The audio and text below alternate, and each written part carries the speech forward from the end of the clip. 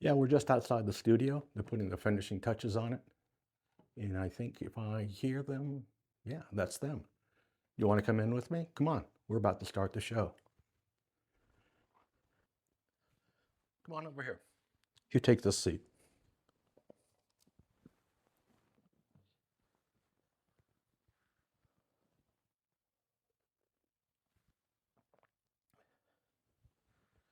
Welcome to the 357, a literary rest stop.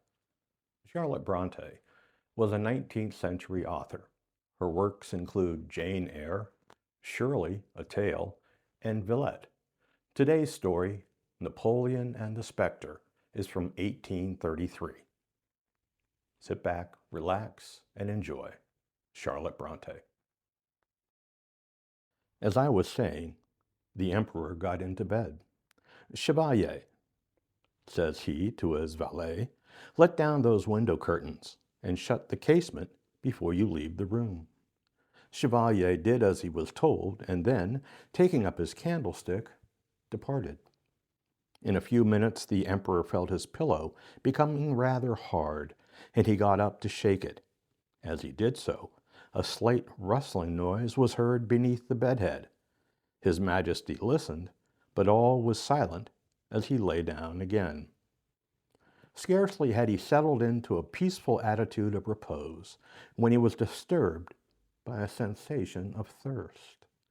Lifting himself on his elbow, he took a glass of lemonade from the small stand which was placed beside him. He refreshed himself by a deep draught. As he returned the goblet to its station, a deep groan burst from a kind of closet in one corner of the apartment. "Who's there?" cried the emperor, seizing his pistols. "Speak, or I'll blow your brains out." This threat produced no effect other than a short, sharp laugh, and a dead silence followed. The emperor started from his couch, and hastily throwing on a robe de chambre, of which he hung over the back of the chair, stepped courageously to the haunted closet. As he opened the door, something rustled. He sprang forward, sword in hand. No soul or even substance appeared, and the rustling, it was evident, proceeded from the falling of a cloak, which had been suspended by a peg from the door. Half ashamed of himself, he returned to bed. Just as he was about once more to close his eyes, the light of the 3 wax tapers, which burned in a silver branch over the mantelpiece, was suddenly darkened. He looked up. A black, opaque shadow obscured it. Sweating with terror, the emperor put out his hand to seize the bell rope, but some invisible being snatched it rudely from his grasp, and at the same instant the ominous shade vanished. "Pooh!" exclaimed Napoleon.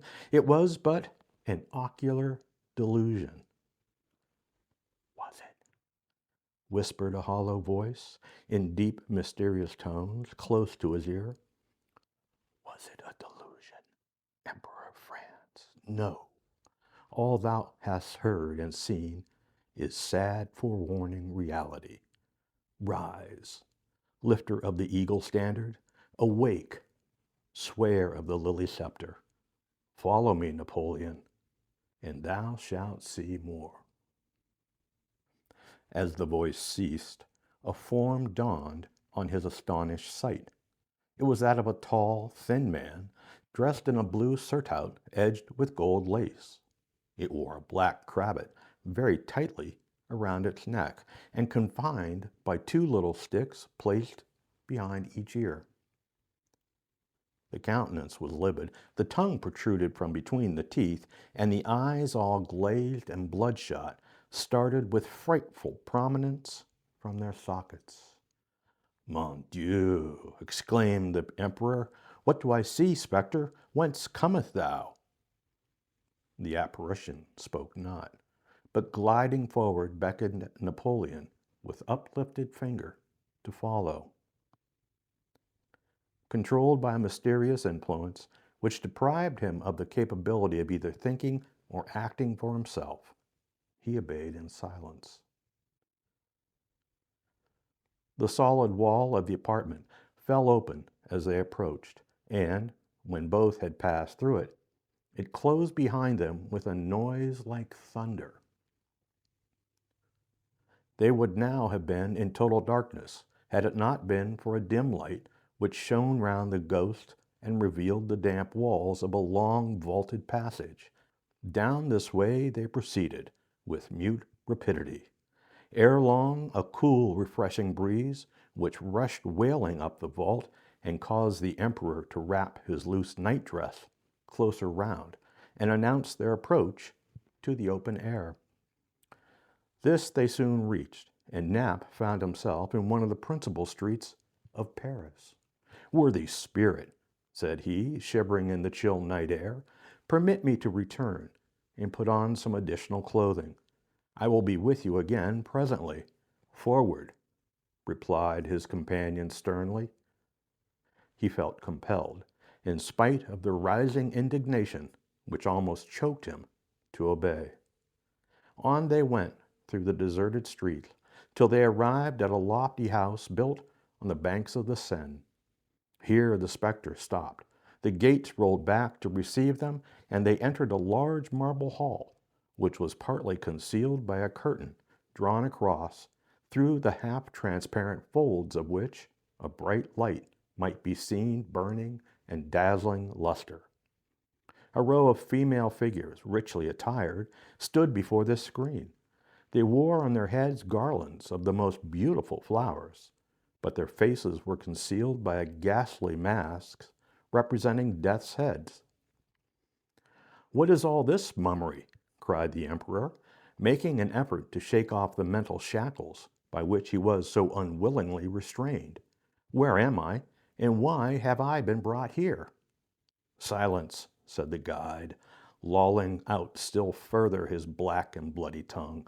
"Silence, if thou wouldst escape instant death." The emperor would have replied, his natural courage overcoming the temporary awe to which he had first been subjected. But just then a strain of wild supernatural music swelled behind the huge curtain, which waved to and fro and glided slowly out as if agitated by some internal commotion or battle of wavering winds. At the same moment, an overpowering mixture of the sense of mortal corruption, blent with the richest Eastern odors, stole through the haunted hall. A murmur of many voices was now heard at distance, and something grasped his arm eagerly from behind. He turned hastily around. His eyes met the well-known countenance of Marie-Louise. "What? Are you in this infernal place too?" he said. "What has brought you here?" "Will your Majesty permit me to ask the same question of you?" said the Empress, smiling. He made no reply. Astonishment prevented him. No curtain now intervened between him and the light. It had been removed as if by magic, and a splendid chandelier appeared suspended over his head. Throngs of ladies, richly dressed, but without death's head masks, stood round, and a due proportion of gay chevaliers was mingled with them. Music was still sounding, but it was seen to proceed from a band of mortal musicians, stationed in an orchestra near at hand. The air was yet redolent of incense, but was incense unblended with stench. "Mon Dieu!" cried the emperor. "How has all this come about? And where in the world is Pish?" "Pish?" replied the empress. "What does your Majesty mean? Had you not better leave the apartment and retire to rest?" "Leave the apartment? Where am I?" "In my private drawing room, surrounded by a few particular persons of the court, with whom I had invited this evening to a ball. You entered a few minutes ago, since in your nightdress, with your eyes fixed and wide open. I suppose from the astonishment you now testify that you were walking in your sleep." The emperor immediately fell into a fit of catalepsy, in which he continued during the whole of that night and the greater part of the next day.